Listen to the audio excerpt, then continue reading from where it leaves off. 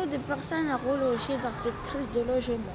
Essayons de comprendre les solutions que l'État français a dû prendre pour résoudre ce problème. Monsieur Demezy et Monsieur Lours prennent la parole. Alors oui, effectivement, ils vont décider de construire des grands ensembles en béton armé. On est après-guerre. Avec l'inspiration de la cité radieuse de Le Corbusier sur Marseille, cette démarche de cet architecte est globale. Elle va comprendre la vie à l'intérieur de l'immeuble, avec des crèches, des services, des commerces, mais aussi à l'intérieur de chaque appartement, les équipements de cuisine et le mobilier. C'est ce qui explique un peu quand même que dans les années 60, les architectes ils soient inspirés de Le Corbusier et de cette cité radieuse. Ils ont décidé de mettre plusieurs tours comme ça, l'une à côté de l'autre. Ils ont pris en compte qu'on coupait le champ visuel et qu'il fallait réinventer l'urbanisme avec les nouvelles formes, les nouvelles couleurs. Les nouveaux matériaux. Le béton armé qui fait un boom. Qui a fait un boom à l'époque. Le pré-contraint et l'industrialisation. Un peu comme des Lego d'ailleurs.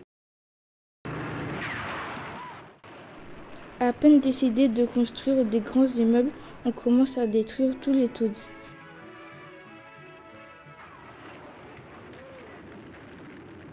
À la place des taudis, on va construire des grandes tours.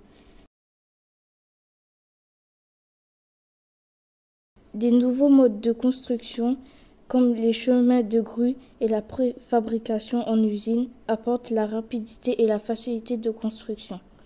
Le problème, c'est qu'il n'y a pas assez d'ouvriers pour réaliser tous les chantiers. On va placer les immeubles près des autoroutes pour que les habitants puissent aller travailler à Paris.